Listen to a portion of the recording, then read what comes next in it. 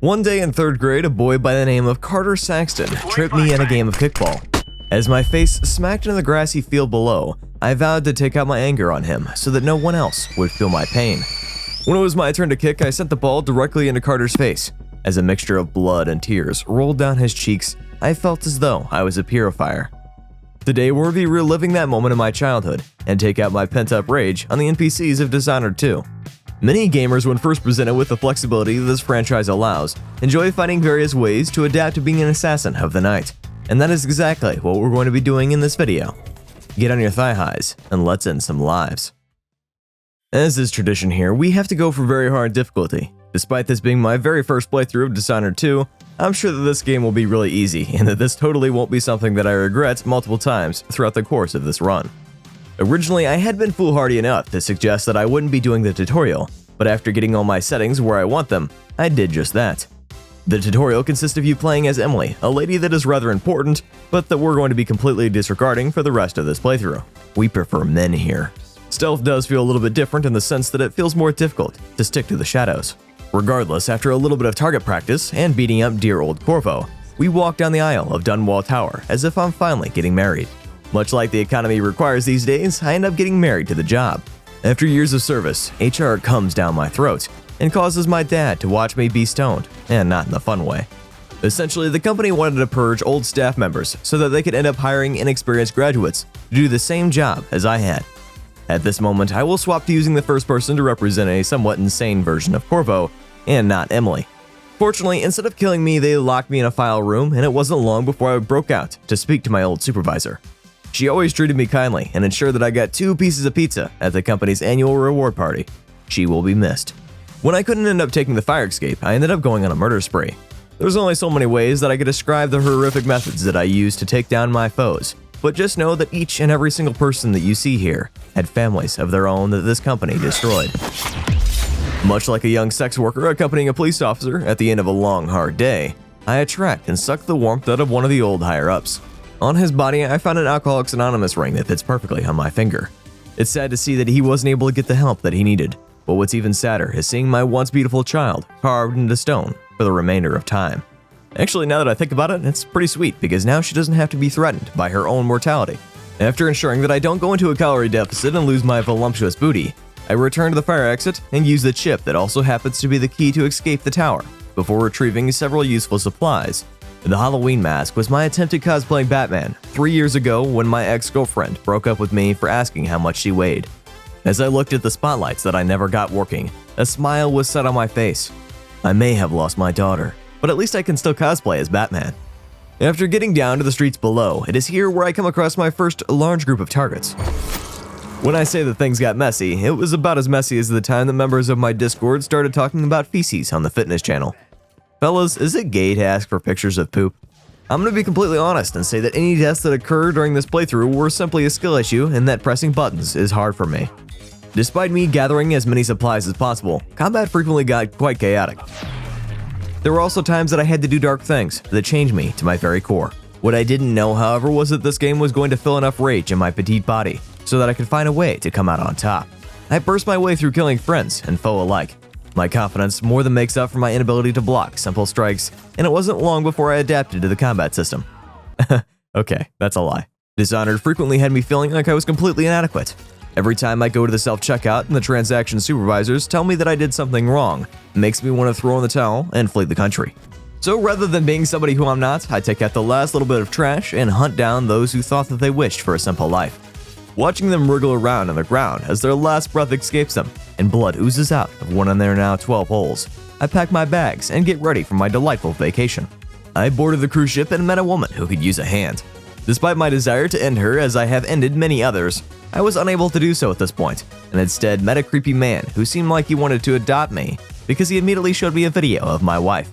Fortunately, it was all a dream, and when I woke up, I was gifted with new tools for my construction project. I quickly realized that this was no ordinary cruise ship, and instead it was a mission to kill another killer. I wasn't happy with the amount of publicity surrounding this endeavor, but the way that the captain of the boat frequently used her stump made me want to throw my meat around to anyone who could see. As I worked my way up from the docks, many civilians met a nasty fate. They all seemed rather clueless, and many of them joined the flowing waves with their corpses. That being said, there were certainly moments that I got overconfident. It wasn't long before I collected my first rune, and although I couldn't quite afford any useful perks to begin with, it definitely got me thinking about what type of character I would want to be for this playthrough. I didn't, of course, come to a conclusion just yet, but I did find a woman who really enjoyed showing off her armpit, so you can certainly say that I was under her spell. Pushing through the various abandoned buildings, I did come across bloodflies, somewhat of a replacement for the rats from Dishonored 1. They were quite annoying to begin with, but later on in the run they would become lifesavers. Speaking about becoming a lifesaver, I did accidentally save a life by killing 3 guards. I looked for several minutes trying to find his remains, but instead I only found my soon-to-be adopted dad. He awkwardly teleports around a little bit, but I put up with him because my wife seems happier than she has in years. Take a moment to familiarize yourself with this next section because it was certainly the largest roadblock that I've come across. Despite feeling like I was getting relatively good, even minor slip-ups would result in a game over screen. It seemed like no matter what I did, I died. So I tried different ways of tackling the same problem. There were a lot of people that needed to die, and I was the only one who could kill them. Another thing that proved to be the bane of my existence were guns. It took me almost 8 hours to learn that there's a perk in the game that allows you to reflect bullets. Let's just say that I'm not the sharpest tool in the shed. It seemed like even when I tried to be stealthy, things did not go my way, causing me to restart all the way at the beginning over and over again. At some points I blinked around so much to try to evade my target that my puckered butt couldn't be seen with a magnifying glass. While I wasn't the most skilled fighter, I more than made up for it by using a wide range of tools. This allowed me to steal the body that I had collected for the armpit girl. I thought we were going to engage in something kinky, but when she just buried the body, I knew I needed to put her in her place. So much for a good time. Me being the considerate man that I am, I support the local musicians by putting them out of their miserable poverty before going back into the previous zone and clearing up any loose ends remaining. Since I had caved to the Dami-Mami energy of the armpit girl, I was able to walk across the tracks without getting electrocuted. This saved me a considerable amount of time, and it wasn't long before I entered in the next area where I stealthily took down all the bad guys. Stealth and takedown may not accurately describe exactly what had happened, so let me go ahead and reword that for you. I had the opportunity to be touched in my boyhole by numerous sharp metallic objects that more often than not saw me bleeding out. When that wasn't enough, I decided to do the deed myself by landing on my own sword. Needless to say, I got pretty familiar with this area and gained an intimate knowledge of how to not proceed. It's around here that I started asking questions. I felt like I couldn't access a large majority of my gear, and it confused me a great deal. Despite having a look at the controls, I couldn't find exactly what I wanted, so I went back to killing the same people over and over again in hopes of being able to learn exactly how to play this game, one way or another. Here I learned about the power of quick saving so that I didn't have to redo sections in their entirety. This was fantastic and would end up saving me several hours throughout the course of this run because I frequently struggled to hurt anything more than a fly. On the bright side, this wasn't the first time in my life that I realized my inadequacies. My girlfriend was caught cheating on me with my best friend, and I did nothing but clap as I walked in. Granted, I thought that they were clapping as well, but it didn't change the fact that I looked like an idiot. Speaking about me looking like an idiot, there was at one point that I quick-saved just above the opening of a roof, causing me to fall in over and over again every time I respawned.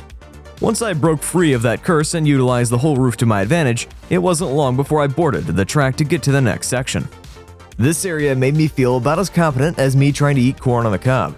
You see, you've got to stab your way in with the 2 holders, and I could already feel the juices running down my fingers. So my technical abilities with fighting enemies wasn't great, but one power I did have was brute force.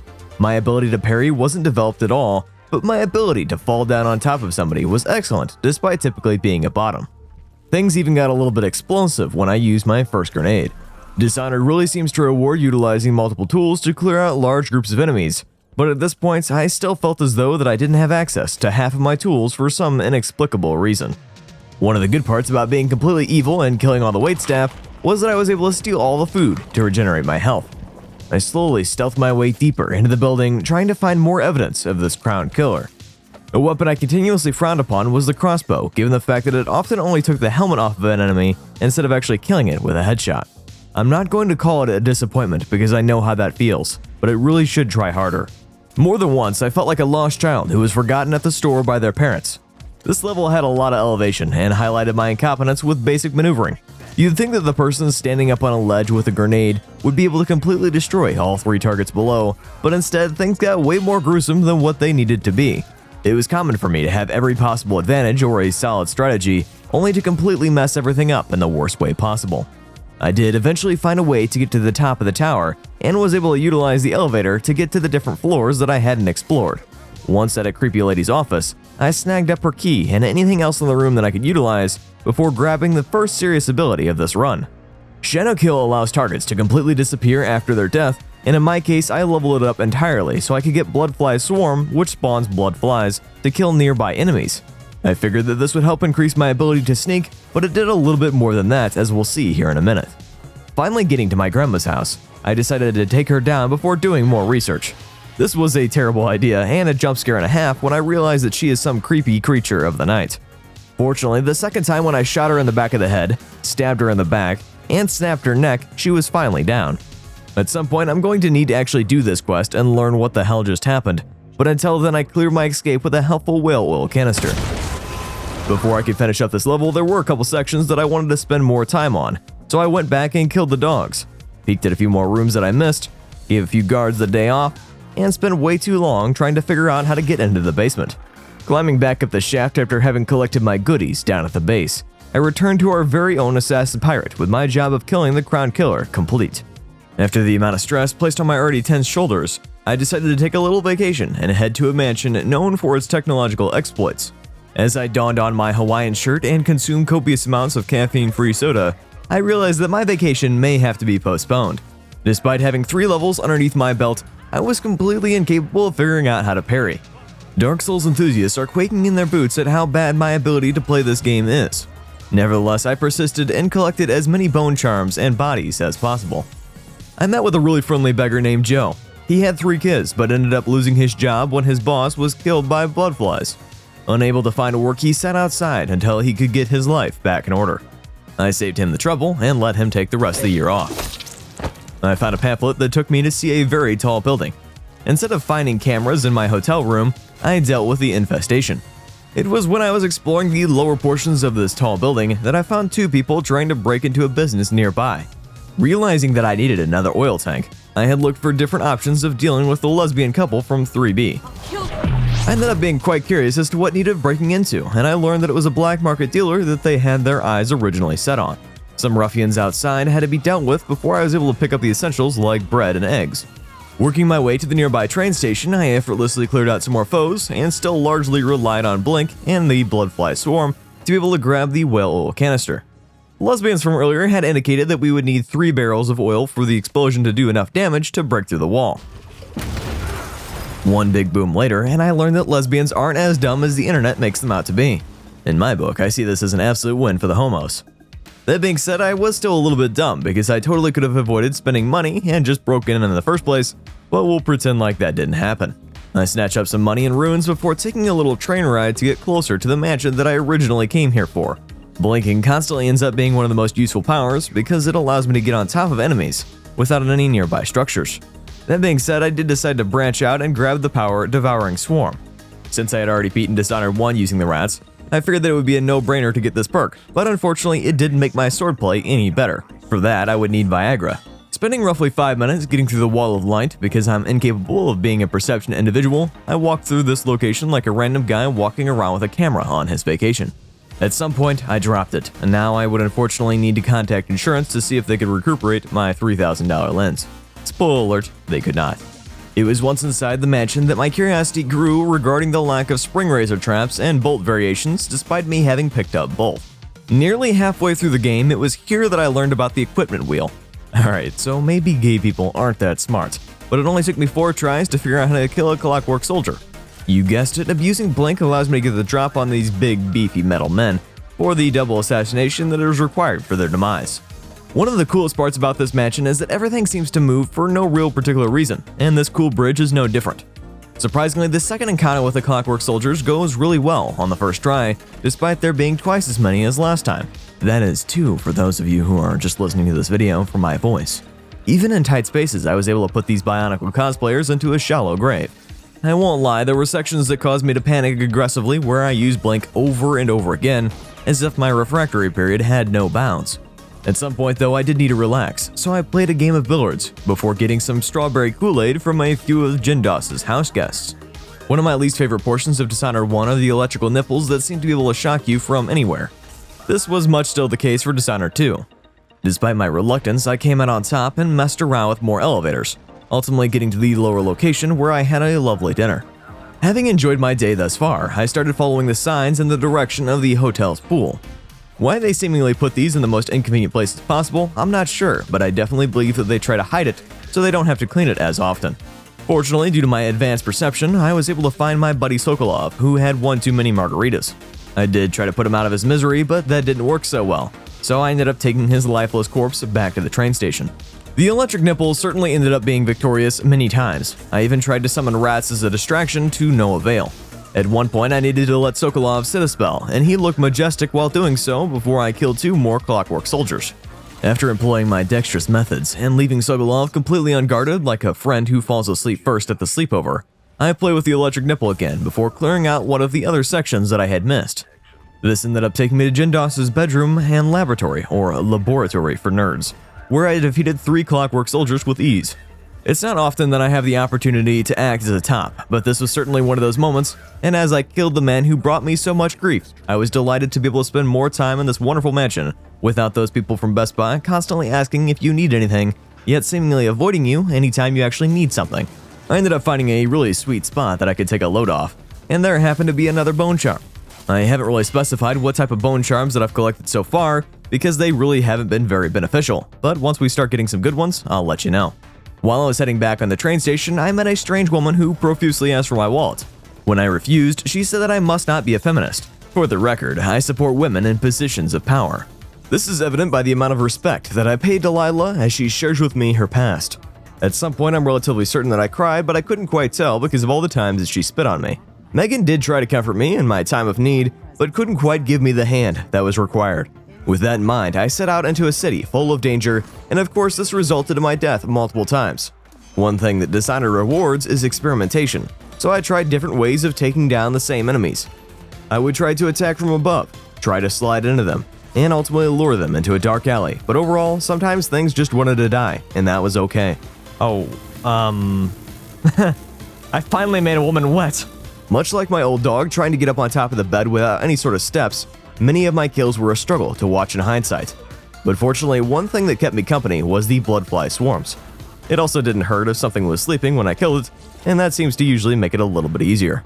Getting to another black market shop, I bought quite a few things, but ultimately nothing seemed to help when I needed to block projectiles from these femdom witches. If you've ever tried ding-dong ditching and been caught in the middle of the act, chances are you felt the exact same as I did in this moment. When violence didn't work, I responded with more violence, and that seemed to do the job. There were unfortunately several times that I ultimately killed myself due to whale oil canisters being combined with traps, but other times it would have been better for me to commit Sudoku or whatever, rather than attempt to fight the enemies. Okay, alright. Despite this, I was doing exactly what I set out to do: kill everything possible. I even enlisted the aid of another power, but you may be asking yourself, Owl, what are you doing here on this particular quest? That's a great question. Let me Google it. Inside of the Royal Conservatory is a woman named Brianna Ashworth, the ex-girlfriend of Delilah. The importance of this relationship should not be understated, and we should definitely try to collect as much knowledge as possible regarding their relationship. Oops. It's actually upon getting to her office that I come across 2 very beefy guard dogs that I didn't quite know how to deal with at this point. I ultimately threw them out the window, as one does. That's somebody else's problem now. Because Brianna was obsessed with Delilah, she had a statue that was apparently reflective of her own personality, but I still needed more information so that I could stop Delilah in her tracks. The black market dealer wanted me to pick up a bread maker that Brianna had stolen from a long-lost lover, so I am sure to do his bidding before learning how to kill dogs, something that proved very useful. Now on the bright side, I don't need to call animal control anytime pet play gets a little bit too chaotic. Given that the witches seem to have multiple forms of attack, I still hadn't quite found a good way of dealing with them, but apparently stun mines do a great job of knocking people out and allowing you to put them down at a later time. Zombies, however, suck, like a lot. I know that you're thinking that it's typically vampires that do the sucking, but let me be frank, a lot of things can suck, including me. At this point, I had everything I needed on Delilah, whatever that was. I found myself collecting the last few bits of runes available before dying my way to the lower levels of the conservatory. I also found a pretty cool owl painting, so there's that. Hey, I found a bird. Sometimes in fighting large groups of enemies, I wish I had the possession ability, not to mention the 3 times that it would have been useful for me to be a fish to fit into tight spaces. Alas, I was destined to be a speedy boy with the help of Ben Time. Despite this ability being quite useful, I don't use it nearly as much as maybe what I should have, especially for how much combat I was participating in. That being said, the points that I did use it in proved instrumental to living a little bit longer. The black market dealer did give me an upgrade thanks to the bread maker, and I appreciated it a great deal, so I sent him on his way before returning to Megan, who had still not grown back her arm. Speaking about growing things back in Dishonored 1, I had a passionate romance with Sokolov, and I wanted to bring that back. He's such a talented man, and I wanted him to paint me like one of his French girls. He frequently leaves me gifts, even though I can't carry them, and I can tell that he feels the same way that I do about the possibility of rekindling our relationship when he offers to take me on my next mission. This entire quest revolves around opening a single door, but you know that I absolutely managed to mess that up multiple times. I stabbed, sliced, and stabbed again until ultimately I had reached the roof and found their green initiative to be about as worthless as one glove. I'm relatively confident that my dryer has eaten 3 of my right gloves over the past 8 months, but one can't be too certain. Running into the woman who would adopt my separated children out of complete and total coincidence, she tells me about said door, introducing the Jindosh riddle. I have been told my entire life how smart I am, but in this particular moment, rather the next 40 minutes, I brought out a pen, paper, a spreadsheet, and used my whole owl lucy to attempt to answer this riddle. I personally believe it to be complete and utter bullcrap. The way that it's worded seems to suggest one thing when in reality it means another, even by assigning each object, location, drink, and person to an assortment of variables. I was unable to solve this puzzle. Needless to say, I was so upset that I started murdering everything. I'm not sure if that is a healthy reaction, but I can't ask my therapist because they aren't answering their phone for some reason. I came to find out that there are 2 large factions within the Dust District. What these factions stood for is a little bit outside my wheelhouse, but I supposedly found a guy that I killed 3 times when I didn't realize that I had even killed him once. Not knowing what this meant or if this was important, I took his body and strung it along for the next 5 minutes before going back to killing things. I really have no clue what this quest was about, but it was a good bit of fun, seeing all the fantastic ways the blade can be used. There was one point that I used slow time in combination with several blinks, and that proved almost as devastating as finding out that my best friend from high school was gay the entire time. What fun we could have had. Once inside Dishonored's version of the office, I stumbled around for what felt like 15 minutes, trying to find what I was supposed to uncover about this place. I looked at numerous pieces of paper and stabbed people over and over again, and even provided some free circumcisions. Ultimately, it was in the basement that I had to go and find a dead body. Ironically, it was the one thing that I hadn't killed. Now back in the office, I snagged up the key that I'm 90% sure that wasn't there before. Eventually, I found the code for the door. I must say that this puzzle was even more irritating with the answer, as it made me realize that I was as far from opening up this door as I am from living a life that is worthwhile in the eyes of the local priest. Don't worry, Father, I won't tell God you touched me. This level sees the use of the timepiece, which is an interesting gimmick as it allows us to swap between 2 sets of realities and change the future's outcome. Because I'm a fat ass, the first stop that I take is the kitchen before killing several scattered guards in this beautiful mansion. There were several times that instead of trying to deflect something, because I did not have that ability, I just went to the future. While this level reminded me of those amusement park rides where you are launched up in the air before being released into a semi-freefall, in that my testicles seemed to rise and fall, it was rather devastating not being able to use the powers that I had worked for up until this point. The level more than made up for it with some interesting puzzles that stumped my dumbass more than once. The one that really got me was having to hide underneath this desk to get past the rubble. Why they had to make something so hidden for somebody so blind, I'm not sure, but I did proceed to spend roughly 5 minutes messing around with the furnace to open up a safe, and that did feel quite rewarding. Another thing that I spent 5 minutes doing was becoming a plumber. Definitely don't knock blue-collar jobs, there is a lot of hard work, but it is quite rewarding. Also, y'all look hot. I still did not find a great way to deal with the walkers, so I opted to get stabbed multiple times in the past as an alternative. There were a lot of enemies guarding this door, and I resorted to using explosives, time travel, and a copious amounts of cheese. I love cheese, and there was a girl back in high school that also loved cheese, so I would often bring cheese sticks to her at lunch, just to see her smile. I wonder where she ended up. I know where I ended up, stabbing people in the back at 2 o'clock in the morning for some way to ease the pain. Slicing and dicing my way back into the past, I end up finding the man that I was sent to assassinate, the priest from the poor excuse for a joke 3 minutes ago. By sneaking around, I assassinate Father Stilton. I didn't have a great deal of resources to kill the ranged combatants, so I resorted to sleep darts and finishing them off before heading back inside. It was here that I learned that this house was then for sale because there was no longer anyone living in it. I was left to my own devices and found a kinky room full of demonic worship. I'm all for tying people up, but shoving part of their soul into a statue so that it could be preserved might be a little bit outside my interest. What would that even fall under? Power exchange? Vincent D'Onofrio is a man armed with a beautiful voice and happens to be a fantastic actor. The two roles that I know him from are Law & Order and Daredevil, but something that I learned through this playthrough was that he actually voices the evil Duke Luca Abele, something that I think he did a fantastic job at. They say that a good villain is one that you hate within the first 3 minutes of seeing them. I wanted to murder him almost immediately, so that's exactly what we're going to do. In order to get to his house, numerous armed guards needed to be dealt with, and I approached the situation with much of the same brutal fashion as I have in the past. Sure, blocking attacks has gotten easier, but much like putting cheese whiz on a cracker, things can certainly go in interesting directions. It was actually in this level that I finally ended up grabbing the perk that allowed me to block ranged attacks, something that I wish I would have grabbed much sooner. I also learned that if I wasn't so murder happy, I could have broken into the black market shop, but of course that wasn't in the cards with my lustful desire. Eventually breaking my way into the next area, I slowly killed a few guards and managed to knock one into the river, killing him instantaneously by throwing a glass cup in his direction.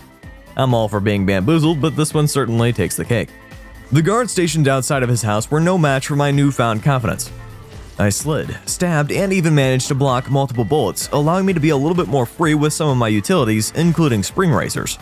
This trend continued inside even when Clockwork soldiers were reintroduced. It wasn't long before I found Duke Luca. There was supposedly a body double that you could talk to, but I accidentally killed the correct one the first time, and despite investigating the place extensively, I never found the fake version. There were certainly a lot of civilians here, and I did feel a little bit bad about killing them, but at this point I had grown accustomed to listening to them gurgle on their own blood. I was going to make a joke about the women's menstrual cycle and oral, but I'm afraid that it would have gotten too messy. Once inside of the captain's office, I completely restocked on supplies before breaking into the vault. I definitely did not have to go back and grab the key from the Duke's non-existent body, and was smart enough to grab it the first time around. My wife greeted me before dissipating as if she was one of those people that Thanos snapped out of existence. This resulted in her heart being free to capture that of her sisters. Now I could kill Delilah. When I returned to the dreadful whale, Sokolov greeted me with a portrait of my own, and it was at this moment that I realized that I didn't want him to paint me like one of his French girls. I wanted him to be something more, something that I could carry with me always, so I killed him and took a slide of his blood as if I was Dexter Morgan. I did the same for my friend Megan, who inadvertently gave me access to several new bone charms. It's here that I would like to take a moment to talk about each charm that I have selected. Fencer allows me to win lock sword contests easier. Whirlwind allows my sword attack speed to be slightly faster. Blood Sacrifice allows me to kill minor creatures to restore health, and Spiritual Sacrifice does the same for mana. The real winner of the show is Leech Cuts, which allows me to gain health while inflicting sword damage or assassinating enemies. Because the majority of the damage that I do is from my sword, I heal quite a lot. It seems like when I try out some of the different bone charms, things just get too chaotic. For example, I tried one that would knock down enemies when parried for the exchange of some health, but I quickly realized that this wasn't the way to go. Overall though, I felt relatively confident in the build that I had, and it allowed me to get away with being pretty stupid. Just outside of Delilah's new chambers, things got a little bit dicey with a series of witches, but fortunately I was able to assassinate a majority of them, resulting in only a little bit of shenanigans. While I could now block their projectiles, I had gotten so used to simply charging at them that this was frequently forgotten. Climbing up the tower that I had once called home, I killed the last few things that stood my way before returning to my place of residence and stocking up on any supplies. A woman of the night was there to care for me, but when I told her no, she didn't give up. Consent is important for both genders. Wanting to conserve as many supplies as possible for the final fight, I tried to be a little bit more stealthy than normal, and this resulted in a rather strange occurrence. What?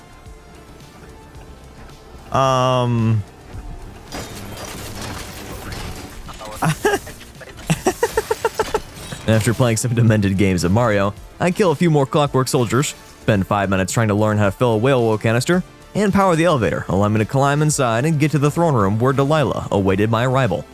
I did try to stab her in the back like a majority of my old friends, but of course I needed her soul to be rejoined so that I could step into the glory hole itself to put her down. The final fight was lackluster, and I would have appreciated a lengthier setup of having to weaken her more, or for there to be 3 different stages, but ultimately I ended up stabbing her over and over again with the power of bend time to end her life. I returned to the throne room with Emily, still in stone, waiting for me to revive her, but I opted to claim the throne for myself so that she could remain safe from the harm that the world seems so desperate to wish upon her. That was my video on Dishonored 2. I hope that you enjoyed it and at least had a few laughs at the expense of my complete stupidity. If you did, consider liking the video and subscribing for future content. Thank you to my patrons and channel members who allow me to keep making this content. You really do mean the world to me when YouTube finds some obscure way to restrict advertisements. With all that being said, I've been Al, but go ahead and do me a favor, will ya? Have a good one.